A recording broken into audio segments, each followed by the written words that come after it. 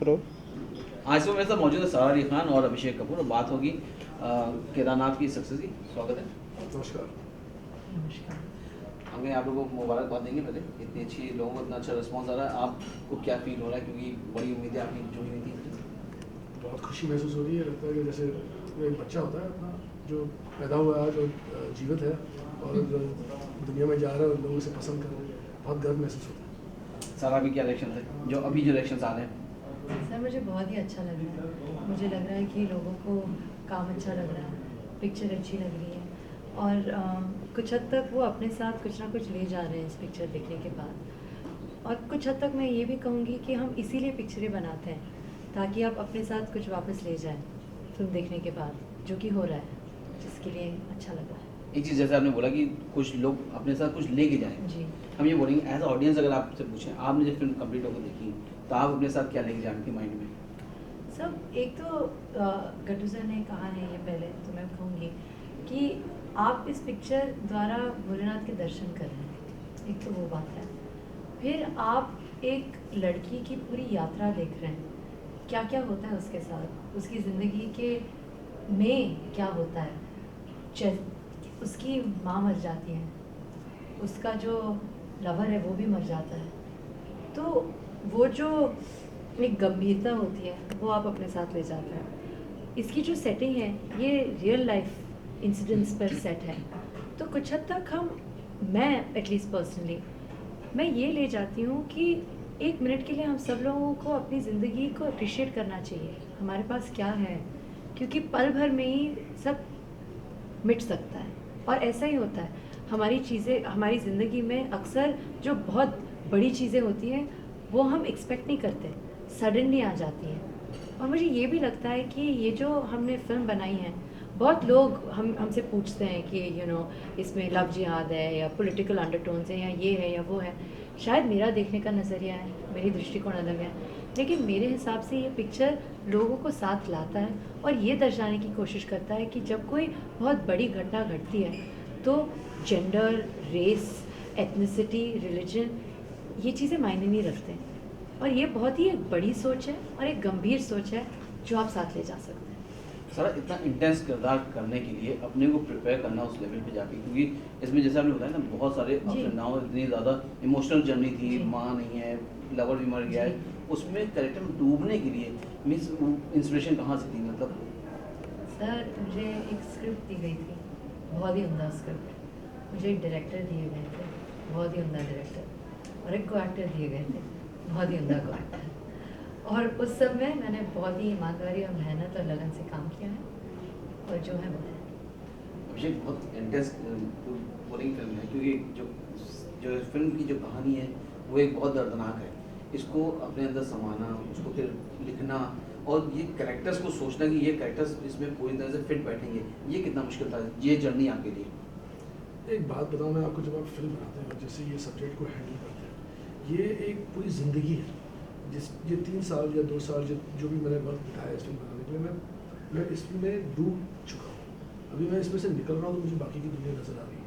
मगर जब आप ऐसे सब्जेक्ट को टच अपॉन करते हैं तब आप इस दुनिया में घुस जाते हैं, इसके सारे इश्यूज़ को बहुत करीबी से देखते हैं, और सबसे ज़्यादा आप भोलेनाथ को समझते हैं। ये फिल्म मैंने उन्हीं के लिए बनाई है।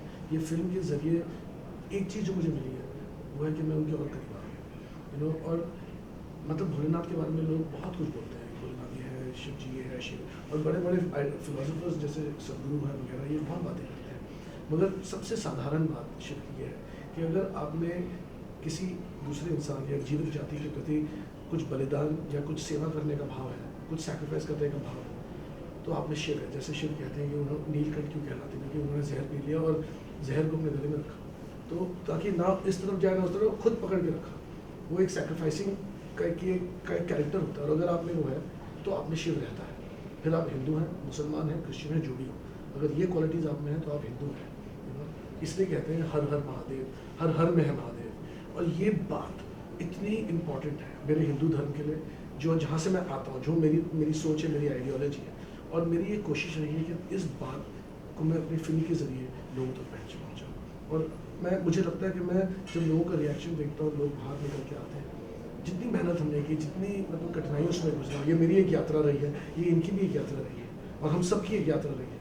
बट जब लोग थिएटर से निकलते हैं और उनकी आंखें देखते हो और जो उनके चेहरे पे मुस्कान होती है, उनके चेहरे पे होती है वो बात जो मुझे हमेशा मेरे दिल में थी कि जब वो निकले तो उनका चेहरा ऐसा ही है। एक चीज़ हमने देखी, जो ऑडियंस के रिएक्शन आ रहे हैं वो ये कहते हैं कि डायरेक्टर ने हमको बैठे बैठे केदारनाथ के वो दर्शन करवा दिए। ये उसका आपको मेरा ख्याल से फल मिल रहा है, जो आपकी फिल्म इतनी सक्सेस हो रही है, लोग इतना अप्रिशिएट कर रहे हैं।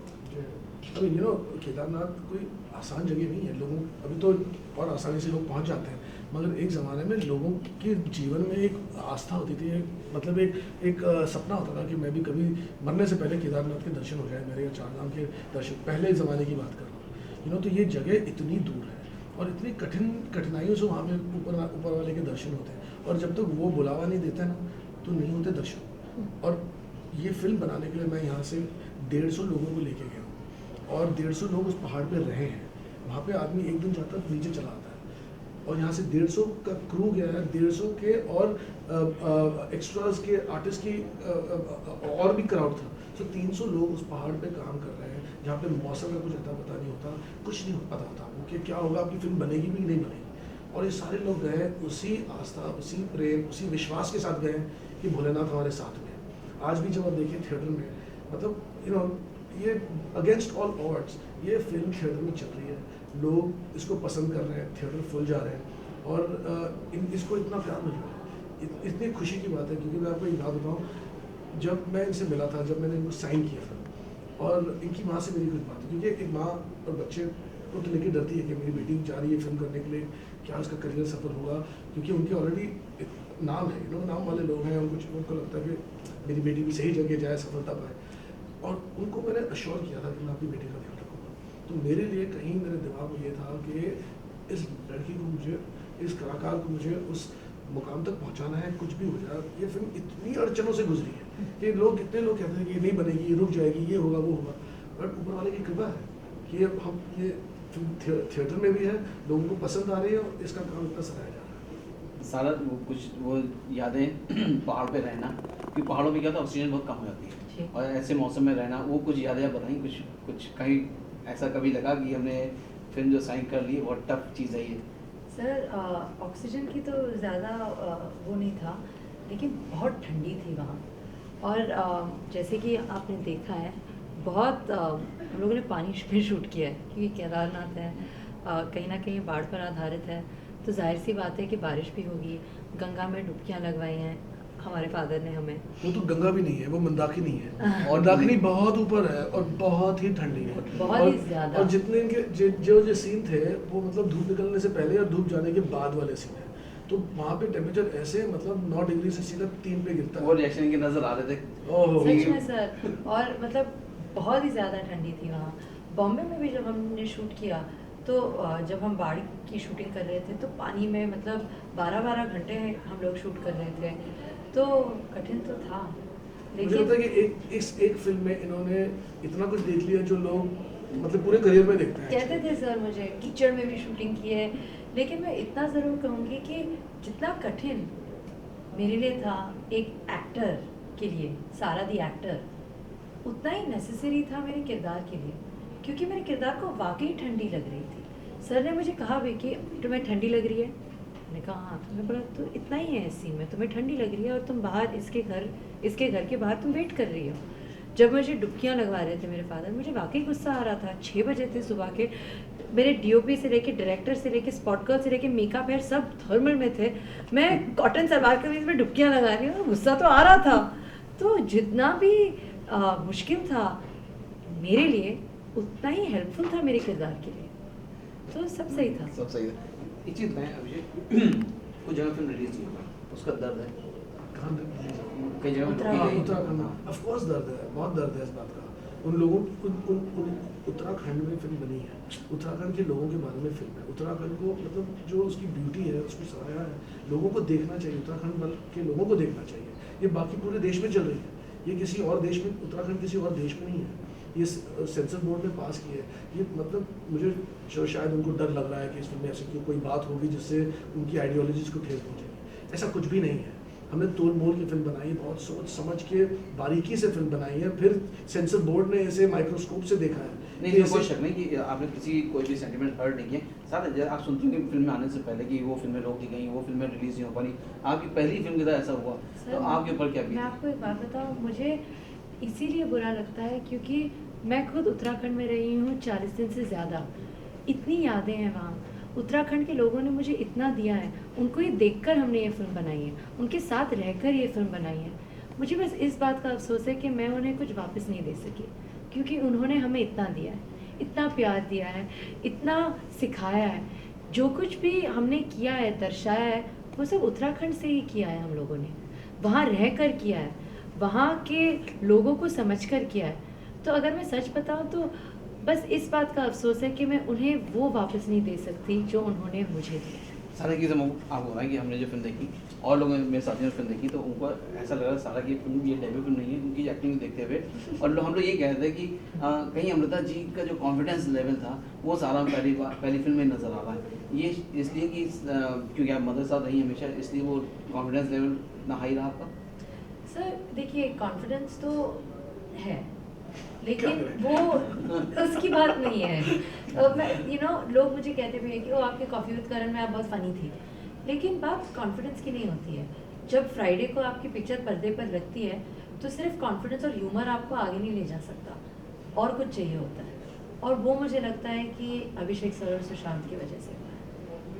ये बताइए रिएक्शंस क्या है आपकी? मदर क्या रिएक्शन थे, फादर क्या रिएक्शन थे सर के? सर मुझे लगता है कि वाकई मैं सच बोलूँ तो मुझे लगता है कि अभी मैं कह सकती हूँ कि कहीं ना कहीं उन्हें थोड़ा बहुत गर्व महसूस हो रहा है, जो कि मेरे लिए बहुत बड़ी बात है। और क्या चाहते हो आप अपने माता पिता को क्या दोगे? जैसे मैं उत्तराखंड के लोगों को क्या दे सकती हूँ, मैं सिर्फ पिक्चर दे सकती हूँ कि नहीं दे पाई, लेकिन मैं अपने माता पिता को गर्व महसूस करा सकती हूँ, जो कि मैं करा सकती हूँ और किया है कुछ हद तक। तो बस धन्यवाद। अच्छा पूछिए, केदारनाथ पहली फिल्म थी आपको जो ऑफर हुई थी, उससे पहले भी ऑफर में रिलीज ऑफर हुई थी आपको? केदारनाथ मेरी पहली फिल्म है। ऑफर हुई थी? नहीं, मेरी पहली फिल्म है। नहीं, ऑफर की बात कर रहे हैं। क्या फर्क पड़ता है इसमें? अच्छा जब बहुत सारी फिल्में इनको ऑफर हुई हैं। क्या बोल रहे हो सर, ऐसे मत बहुत बोलो, सारी फंसाओगे। इनकी बात मत सुनिए। नहीं, मैं कुछ गलत नहीं कह। कलाकार हैं, वो खूबसूरत लड़की हैं, ऑफर तो ही होंगे बहुत सारे।